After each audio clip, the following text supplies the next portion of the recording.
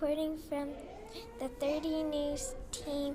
Here at the news station, we just received some breaking weather news.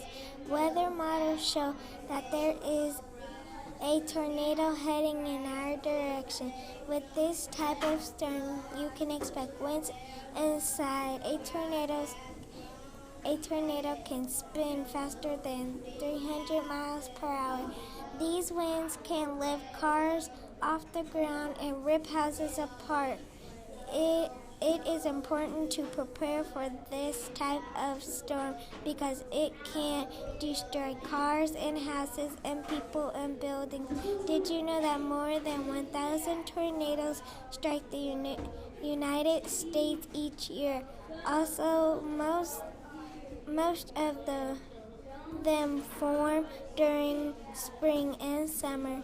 In April 1974, nearly 150 tornadoes struck 13 states east of the Mississippi River.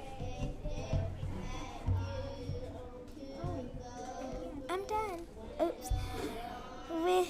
With this proper preparation, we will be able to weather this harsh storm.